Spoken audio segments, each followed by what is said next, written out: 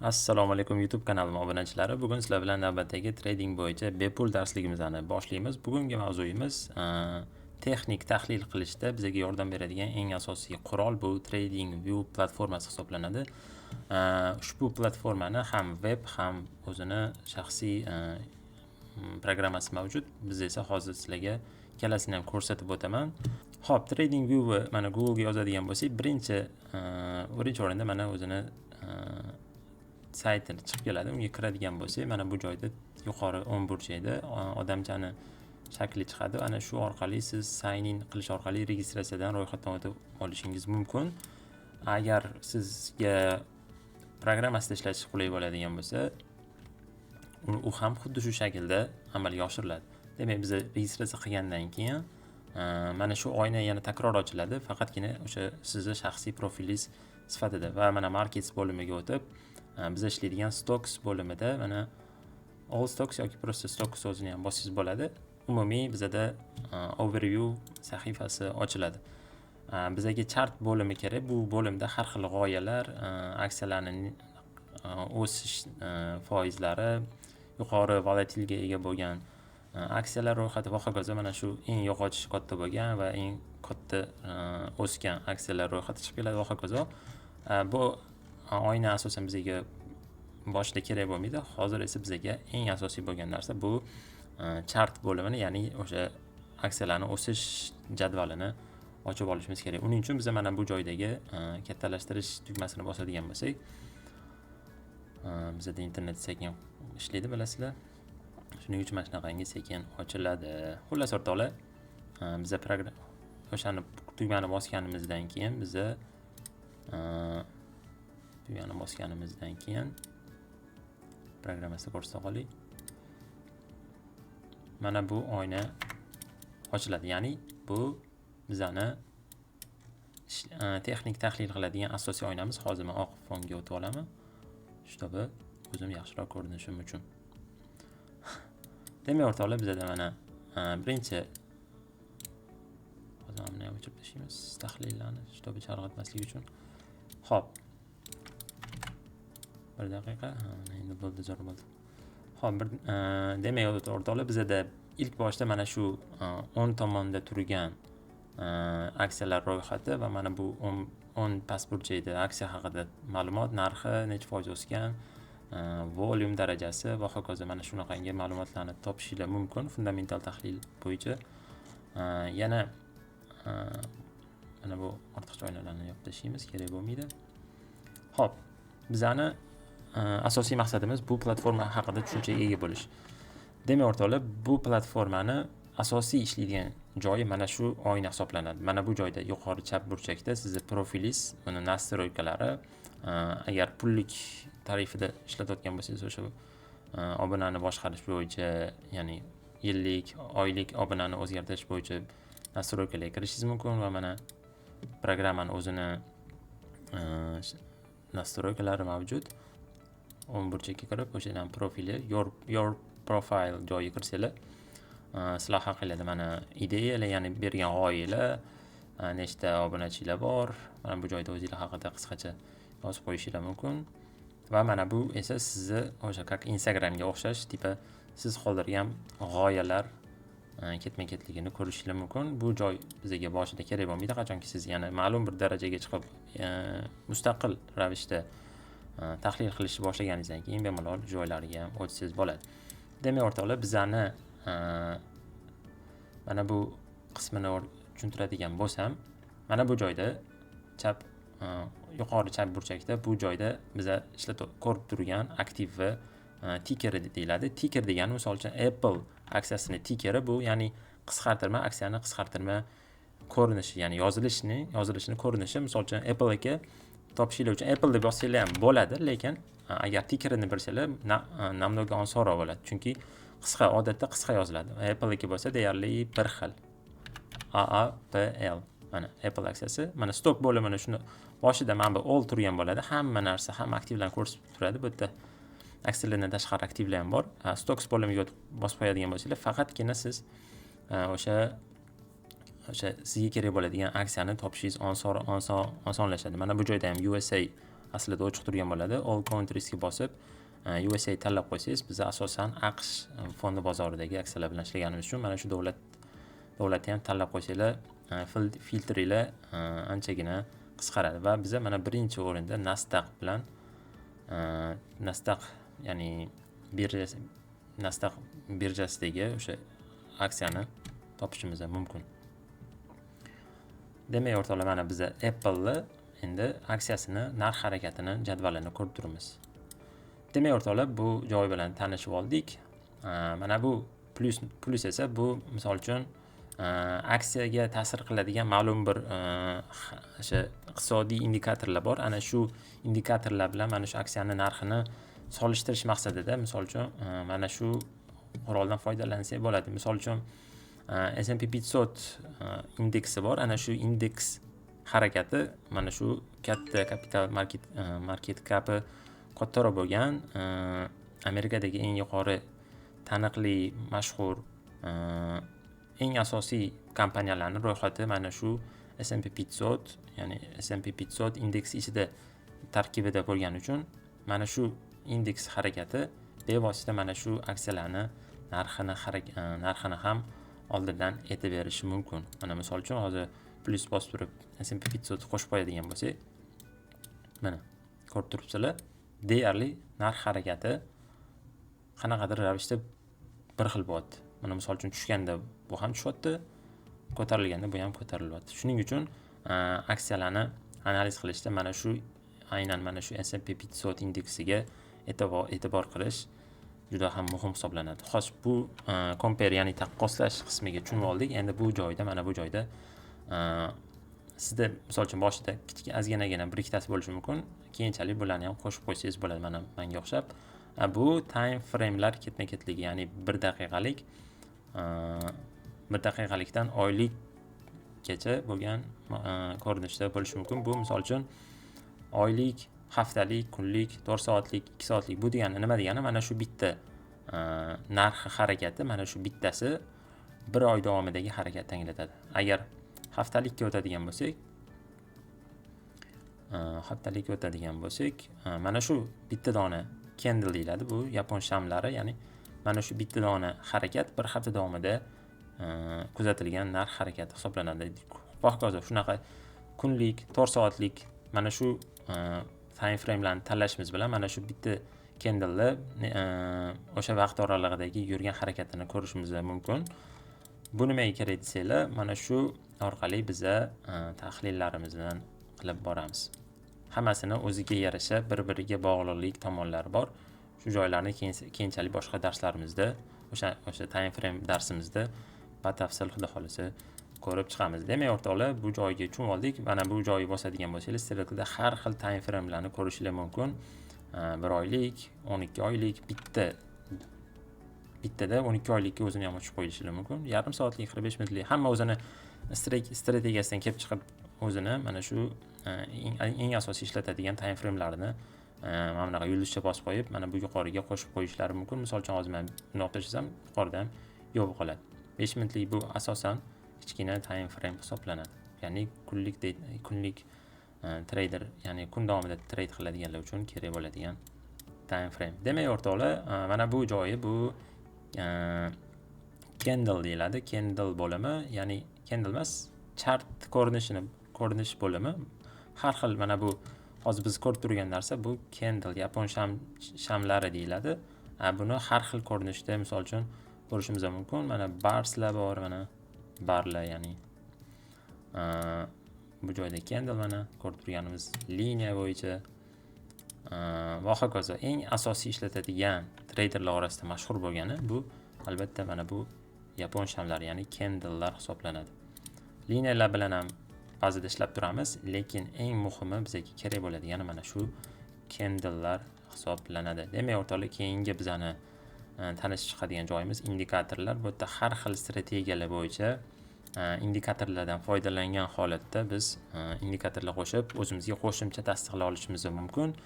Bu haqda ham batafsil keyinchalik xudo xohlasa ko'rib chiqamiz. Mana bu joyda ana shu indikator nomi orqali o'sha indikatorni topishingiz mumkin. Misol uchun RSI indikatori bor.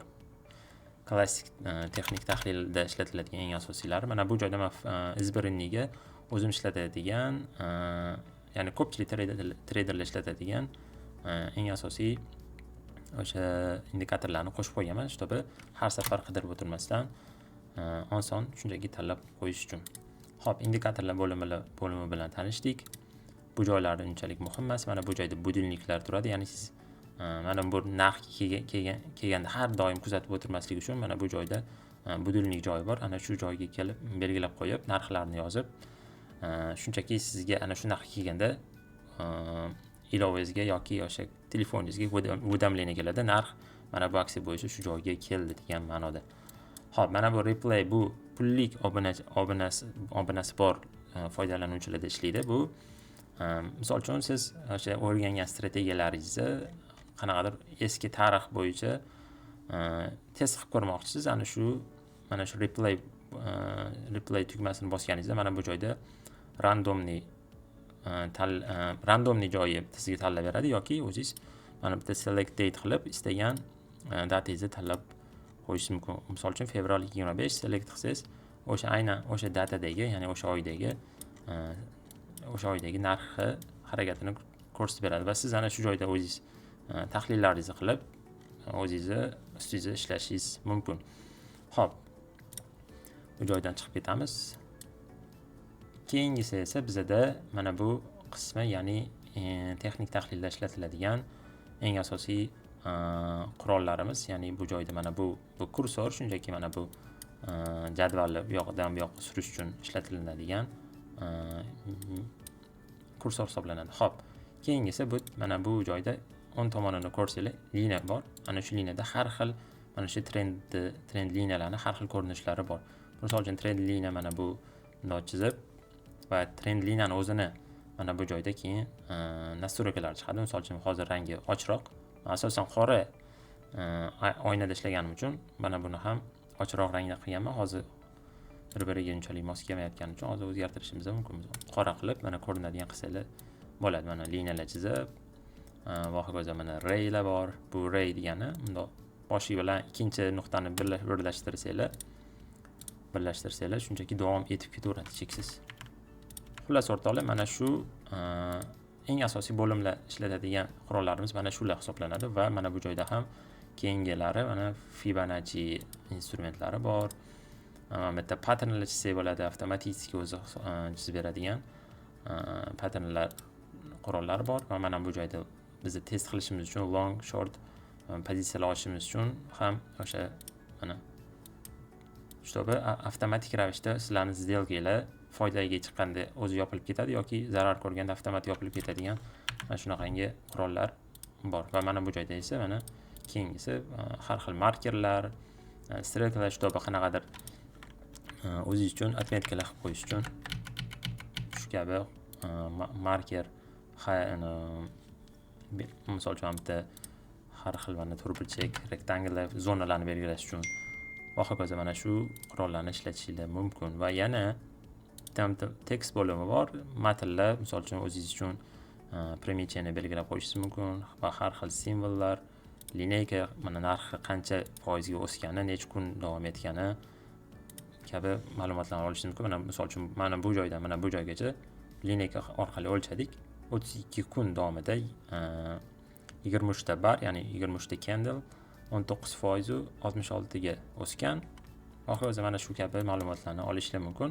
Ya'ni bu zoomni bundoq qilib ma'lum bir joyi belgilab turib bundoq kattalashtirib olsalar bo'ladi. Unchalik muhim bo'lmagan narsa, lekin ba'zida kerak bo'lib qoladi, unchalik muhim emas.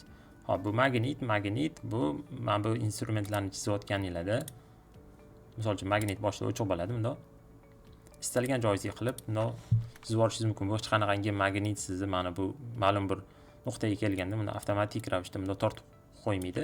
Magnit yoqib qo'yadigan bo'lsangiz, misol uchun mana trend liniya chizamiz. Mana bu candle misol uchun bitta nuqtasiga olib boradigan bo'lsak, avtomatik mana tortayotganini ko'rishingiz mumkin. Bu magnitda o'zini funksiyasi. Bu ba'zida qulay, ba'zida noqulaylik tug'diradi va albatta o'zingizni subyektiv naqizga qarab bemalol ishlataverasiz. Xo'p, bu magnitni tushunib oldik. Magnit ikki xili bor. Bittasi slabby, bittasi strong. Ya'ni mana strongni tanlasanglar namnoga kuchliroq ishlaydi bu. Weak bo'lsa bu unchalik kuchli emas, biroz slabby ishlayveradi. Lekin asosiysi mana bu bilan va shunchaki o'chirib qo'ysangiz ham bo'ladi. Keyingisi o'rtoqlar bizada local drawings, bu hamma turli xil chizgan narsalaringizni, tahlillaringizni qulflab qo'yish imkoniyatini beradi. Ya'ni mana local drawings, barcha chizmalarni saqlab qo'yish. Bu mana bu hide all drawing, indicator, positions, orders. Bu esa o'sha strelkani bosinglar yana qo'shimcha alohida tanlab qo'yishlar mumkin. Agar hammasini birdan hide degani, ya'ni secret qilib qo'yish, o'chirib qo'yish, vaqtinchalik yana qayta uni o'chirmasdan turib secret qilib qo'yish tushuniladi. Misol uchun siz mana chizmalar chizdingiz, indikatorlar turibdi. Shuni bosadigan bo'lsangiz, siz vaqtinchalik uni hammasini ko'rinmaslik holatiga chiqarib qo'yishingiz mumkin. Yana bosadigan bo'lsangiz, qayta o'sha joyiga tiklanadi. Agar sizga faqatgina qanaqadir indikatorlarni yoki chizmalarni yashirib turish, vaqtincha yashirib turish xohlasangiz, shunchaki indikator mana bu liniyalar indikator, mana bu volumelar indikator bosadigan bo'lsanglar, mana chizmalar va mana bu joydagi indikatorlar g'oyib bo'ldi. Xullas, o'rtoqlar, o'zingiz sekin-sekin ishlab bemalol tushunib olsanglar bo'ladi. Mana bu funksiya esa bu barcha chizmalarni chizmalar va o'sha indikatorlar va hokazo hammasini birdan o'chirib olish funksiyasi. Bossanglar, mana bu hamma indikatorlar birdaniga o'chib ketadi. Bitta ruchnoy qilib o'tirmaslik maqsadida. Mana bu joyda esa yuqorida bu meni o'zimni asosan ishlatadigan instrumentlarim, buni botga chiqarishi yo'li mana shu barcha qurollar bo'limida xuddi mana bu time framelarni yulduzcha qilib tanlaganimiz kabi, xuddi shunaqa bularni ham yulduzchani bosib qo'ysanglar, mana bu joyda o'zi taxlanib chiqib keladi. Shunda men bitta qidirib o'tirmasam, men bundan shunchaki oson topishingiz mumkin. Xo'p. Demak, o'rtoqlar, biza yana mana bu ish maydoni canvas, ya'ni canvas deyiladi ingliz tilida. Mana bu joyda ko'rishingiz mumkin. Buni orqasini o'zingizlarga moslashtirib bemalol nastroykasini qilib qo'ysangiz bo'ladi. Misol uchun oq, mana har xil rang, mana oq, qora bor, qizil va hokazo o'zingizlarga ma'qulini tanlab qo'yishingiz mumkin yoki gradient ko'rinishda ham bo'lishi mumkin. Misol mana va hokazo oddiy bitta adnan tonida ham ishlatsanglar bo'ladi. Demak,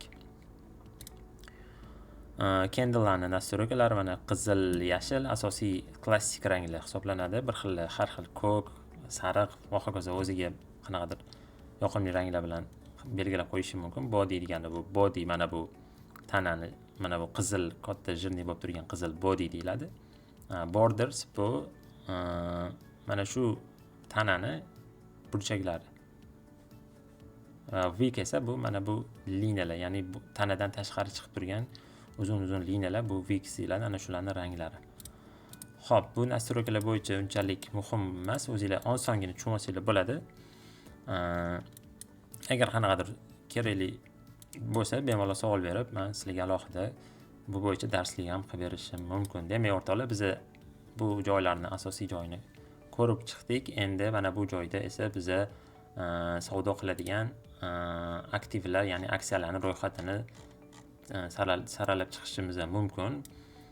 Boshida bu o'zi standartniy shaklda bo'ladi. Mana shu programmani o'zi belgilab qo'ygan aksiyalar, o'sha va hokazo aktivlar turgan bo'ladi. Oltin, tilla va hokazo.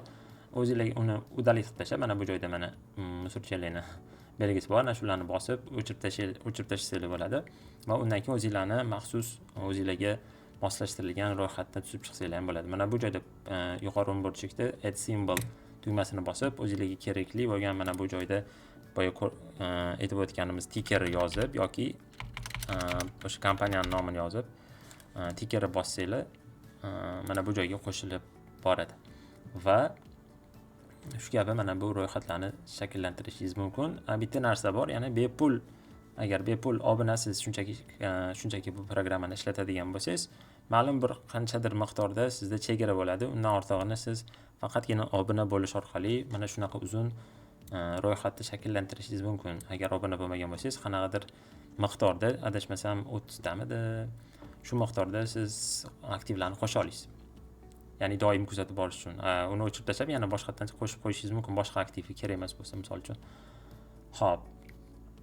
Mana bu joyda sizni ro'yxatlaringiz, ya'ni misol uchun har xil ro'yxatlar tuzib qo'yishingiz mumkin. Mana orderlar ham, ya'ni ochilgan pozitsiyalar ro'yxati alohida, umumiy watch list, sizga yoqqan yoki sizni qiziqtirgan kompaniyalarning ro'yxatlari bo'lishi mumkin.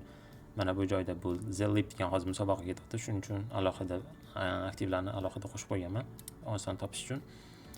Mana bu joyda volyumlari katta bo'lgan aksiyalar ro'yxati. Bularni mana bu joyga bosib create new list qilsanglar, mana nomini yozib qo'shib qo'yishinglar bo'ladi. Hozir mana yangi ochilgani uchun hech qanaqa aktiv yo'q. Mana aktiv qo'shadigan bo'lsam, buni boya aytganimdek Apple'da mana qo'shamiz va mana bizda yangi aktiv qo'shildi. Buni o'chirib tashlaymiz. Bu mana bu joyda ko'rinmayapti-yu desanglar, buni bu yerda ko'rintirish uchun shunchaki mana boyga yetib o'tgan add to favorites, ya'ni izbirinniga qo'shish tugmasini bosadigan bo'lsak, mana yangi bizda spiska paydo bo'ldi. Buni o'chirib tashlash esa xuddi mana bu open listni bosadigan bo'lsak, mana bu joyda delete tugmasini bosib o'chirib tashlasak bo'ladi. Demak, bu borada yana keyinchalik xudo xolasa o'sha darslarimiz davomida xudo xolasa chuqurlashtirib o'rganib boramiz. Xo'p, demak, o'rtoqlar, ma'lum bir aktivni tanlasanglar, sizlar mana bu joyda u haqidagi nima kompaniyaligi, nomi, qanaqa yo'nalish sektoridagi kompaniya, hozirgi kundagi narxi, hozirgi, ya'ni bozor vaqtidagi narxi necha sentga yoki necha dollarga o'sganligi, necha foizga o'sganligi.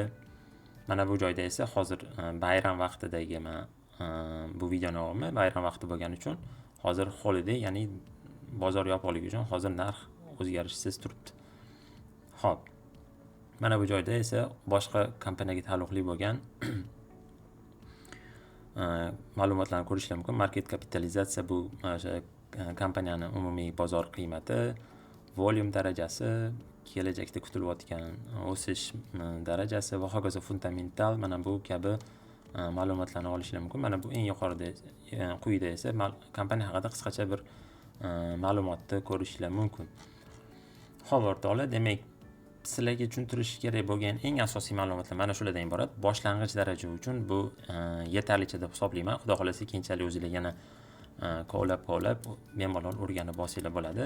Balki agar savolinglar bo'lsa, qanaqadir qiziqtirgan, o'zinglar bilsanglar, agar tushunmay qolsanglar, bemalol savolinglarni berishlar mumkin.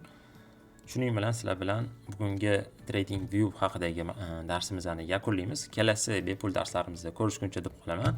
Kanalimga obuna bo'ling. Qanaqadir qiziqtirgan savolinglar bo'lsa, izohlarda fikringizni qoldiring. Keyingi darslarda ko'rishguncha salomat bo'linglar.